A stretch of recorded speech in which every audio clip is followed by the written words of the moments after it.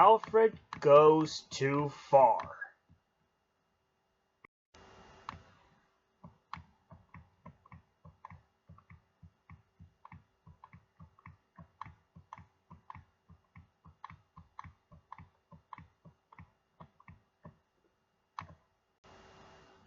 It was a crisp, cold winter day on the island of Sodor. Snow lay thick on the ground. The engines were busy working extra hard. Sir Topham Hatt brought Alfred back from the mainland to work on his railway. The big blue engine was pleased to be given a second chance. He was pulling the slow goods train. Alfred had stopped at the signal. Another blue engine pulled up alongside, taking the governor along the line. "Well, well, well," chuckled Alfred, "if it isn't my old friend 87546. I thought I'd never see you again." "No, no, no. 87546 is no more. My name is Croven. And why have you come back? Sir Topham Hatt has given me another chance, and I'd be beyond my best behavior here on Sodor," explained Alfred. "A mistake, if you ask me," snorted Croven. "If you even think about being rude to my friends, Sir Topham Hatt will make sure you're punished for this." Then the signal changed to green. "Keep yourself out of trouble, Alfred," Croven warned crossly, and he was off in a flash. Alfred looked hurt. "Never mind, old boy," soothed his driver. "I know you were trying to be on your best behavior, but everyone's worried that you might be horrid to them. They sometimes think the passenger train is more important than slow goods." Later, when Alfred stopped for water, James was already in front of him. "I have to go first," boasted James. "I'm a guaranteed connection." "Everyone has a more important job than me," grumbled Alfred. "Nonsense," huffed James crossly. "Everyone knows you're a really horrid engine." But Alfred wanted to be an important engine too. "I'm not horrid," he protested. "If that's all you really are," James snapped, "you will be sent packing once you have done everything wrong." "Pah!" snorted Alfred. But secretly, he was very upset as he puffed away after he was filled with water. Later that day, Sir Topham Hatt came to see Alfred in the shed. "You must take coal to all the stations on the island," he boomed. "If the fires in the waiting room go out, the passengers will get cold and complain. It's a very important job," he added. "You can rely on me, sir," said Alfred proudly. As Sir Topham Hatt left, Alfred was delighted. "An important job," he said proudly. "Huh!" sniffed Gordon.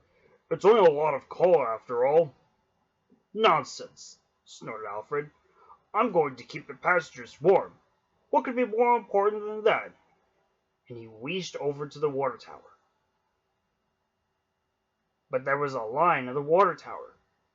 "Come on!" he steamed impatiently. "I have an important job to do."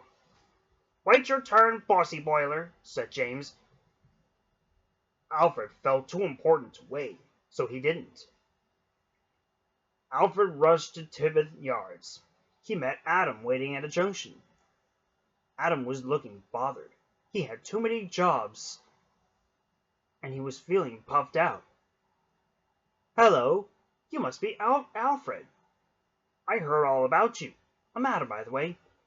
Can you take these cars to the clay pits?" "Sorry, Adam. No can do," puffed Alfred.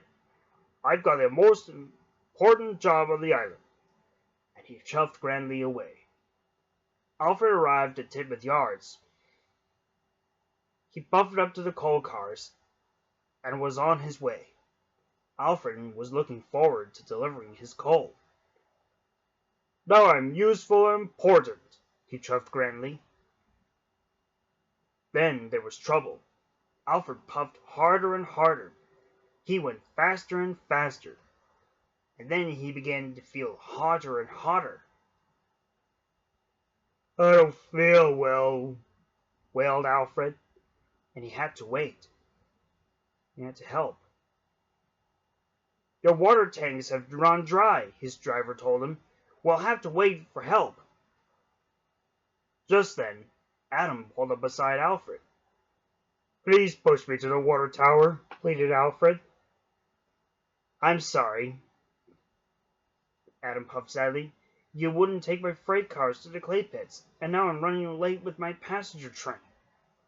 And Adam steamed away. Adam stopped and told the signalman all about Alfred. The signalman telephoned for help, and soon Boko was on his way. He pulled up alongside Alfred. "Why did you fill up with water this morning?" Boko asked Alfred. Alfred told him about the line at the water tower. "I've heard you were too busy to help Adam too," said Boko. "I was in a hurry," protested Alfred. "Mine is the most important job on the island, and I really wanted to be a different engine." "No job is more important than helping another engine," said Boko firmly. "If you want to be a different engine, I'll help you get to the water tower." And deep down in his boiler, Alfred knew Boko was right. Thanks to Boko, Alfred's water tank was soon filled and was well on his way. He knew he had to make up for lost time. Then Alfred saw Edward up ahead, pulling his coaches, Aurora, Ariel, and Anna. Edward had broken down and looked unhappy. Aurora, Ariel, and Anna stared in horror as Alfred arrived. "Oh no!" cried Anna. "Alfred's coming to take us!" panicked Ariel. "Let's be brave, girls," called Aurora firmly. But Alfred didn't want to take them. He wanted to help any other engines when they were in trouble, just as he remembered exactly what Boko had said. "No job is more important than helping another engine," he said to himself. "And even Edward is an engine. I'm here to help," he tooted. Edward was surprised, but so were Aurora, Ariel, and Anna. They never heard that Alfred had to help them. "Why should this horrid engine help us?" snorted Anna. "We thought you were sent away in disgrace a long time ago," added Ariel. "We are Edward's coaches, not yours," said Aurora firmly. "I'm not horrid," snapped Alfred. "I just wanted to help." "Just leave us alone and let us wait for Boko or someone to help us," sneered Aurora, Ariel, and Anna. Now, girls," said Edward firmly. "Boko's too busy to help, so that leaves Alfred to help us get my passengers home. I know it's just a past, but why won't you give him another chance? I think he's already changed." "That's right," agreed Alfred. "Now I'm a changed engine. So, where are you heading?" he asked. "My station, Wellsworth," replied Edward. "I'm supposed to be dropping off my passengers there. But now I'm broken down." "I know," said Alfred. "But don't worry. I'm here to help." Alfred buffeted up to the coaches. Pushing Edward, Aurora, Ariel, and Anna, and pulling freight cars was hard work. At last, Alfred got Edward to Wellsworth. Edward, his coaches, crew, and the passengers cheered and thanked Alfred, his driver and fireman, and Aurora, Ariel, and Anna said they were sorry for scowling at Alfred. "I accept your apology," said Alfred, "and I'm sorry for being spiteful years back. And I'm sorry to you too, Edward. No matter how old you are, I promise to be a well-behaved engine on Sodor." Edward and his coaches were glad Alfred apologized to them. Afterwards, Alfred brought Edward to the repair yard after they brought the coaches back to the shed, but he still had to deliver his coal. The wind blew, and it was getting cold by the minute. Alfred steamed all over the island, delivering coal to the station waiting rooms. Everyone was pleased to see Alfred. Thanks to him, they would all keep Toasty warm. The next morning, Sir Topham Hatt came to see Alfred. He knew all about him running out of water, and was not helping with Adam's cars. "I'm sorry, sir," said Alfred. "I put my own job first. I guess I'm not a changed engine after all. So you'll have to send me back to the mainland and never invite me back." "No, Alfred," boomed Sir Topham Hatt cheerfully. "You really are a changed engine. You have learned your lesson, and you helped Edward and his passengers. And finally, you delivered your coal on time. You, Alfred, are a really useful engine, and a credit to my railway." "You mean I can stay on this island, sir?" asked Alfred excitedly.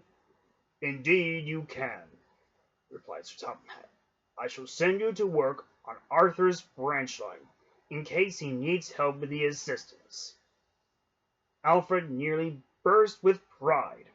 "Oh, thank you, sir," he said. Being really useful was better than feeling important. Alfred now works on Arthur's branch line.